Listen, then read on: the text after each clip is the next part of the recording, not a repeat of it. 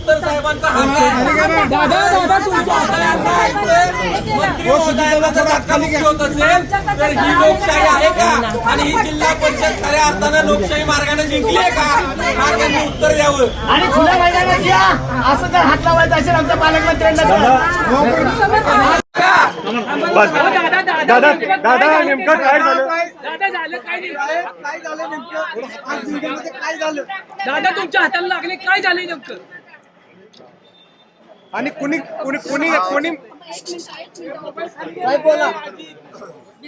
हा बोला. आज जिल्हा परिषद साताराच्या अध्यक्ष उपाध्यक्षाच्या निवडीचा कार्यक्रम होता आणि शिवसेना राष्ट्रवादी काँग्रेस आमच्या युतीकडं आम्ही मतदानाला येताना 33 सदस्य एका वाहनातनं आलेलो आपण सुद्धा सगळ्यांनी पाहिलेलं. जे बापूसाहेब शिंदे इथं माझ्याबरोबर उभे आहेत त्यांचं आमच्यातल्याच 2 सदस्यांनी अपहरण केलं अशी कुठली तक्रार पहाटे दाखल केली. आता ज्यांच्या विरुद्ध तक्रार दाखल केली त्यांनी पोलीस स्टेशनला त्यांचा अर्ज दिला. 5 वर्षाचा अर्ज दिला त्यांना की माझं कोणी अपहरण केलं नाही, काही नाही, मी इथेच आहे. आणि एवढं करून पण मला मागायचे कळलं की म्हणजे मला पळवून माझा करण्याचा वगैरे प्रयत्न असा आरोप केला. असा खोटा आरोप करून अर्ज देऊन त्याच्यामध्ये मला नंतर कळलं ज्या बापूसाहेबांच्या बद्दलचा गुन्हा दाखल केला म्हणजे स्वतः जिचं अपहरण झाले ती व्यक्ती पोलिसांना जाऊन वाई पोलीस स्टेशनला सांगते की माझं अपहरण झालेलं नाही, मी माझ्या पक्षाबरोबर आहे. आणि आमच्याच पक्षातले युतीमधले 2 सदस्य यांना आरोपित केलं. आम्ही आतमध्ये गेलो. आपण कदाचित व्हिडिओमध्ये तुमच्या नसल आले तळमजल्यातलं, पण कामेश कांबळे नावाचे एक राष्ट्रवादी काँग्रेस पक्षाचे सदस्य त्याला हिथं दमदाटी केली. इथल्या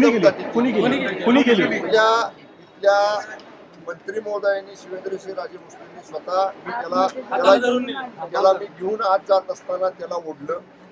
आता ज्या सदस्यांचा संबंध नाही, अमोल मोहिते नगराध्यक्ष त्यांचा काय या निवडीशी संबंध, ते कसे आत आले? फिरोज पठाण त्यांचा काय संबंध, ते सदस्य नाही, ते कसे आत आले? 33 आणि 32 सीट झालेला आहे. एका मताने आमची सीट 100% अध्यक्ष उपाध्यक्षाची निवडून झाली आहे. आणि हे ज्यावेळेला होत नाही म्हटल्यानंतर ते केलेलं षडयंत्र आहे. त्यामध्ये प्रशासन, त्यामध्ये पोलीस यंत्रणा सगळे सामील आहे. आणि ऐका, सामील आहे. विशेषतः ज्या पद्धतीने लोकशाहीमध्ये आजही कोर्टाचे निर्णय आहेत की मतदानाचा अधिकार बजावण्याचा अधिकार असताना सुद्धा पोलिसांनी मतदानाला वरती आलेल्या असलेल्या सदस्यांना नेणं हे लोकशाहीच्या घटक नाही. कारवाई कायदेशीर होईल, रस्त्यावरची पण होईल.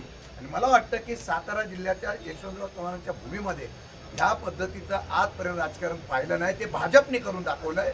आणि मला वाटतं आज आमच्या महिला भगिनी आहेत, त्या महिला भगिनी अक्षरशः पहिली वेळ आल्यानंतर त्यांना रडायला आलं की अशा प्रकारची कधी प्रक्रिया बघितली नव्हती.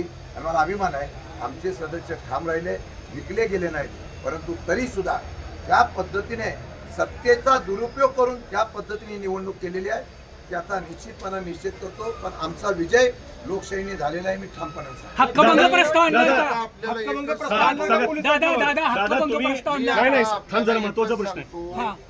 सुरुवात आजच्या प्रसंगातनं प्रशासनाला हाताशी धरून भारतीय जनता पक्षाने केलेली आहे.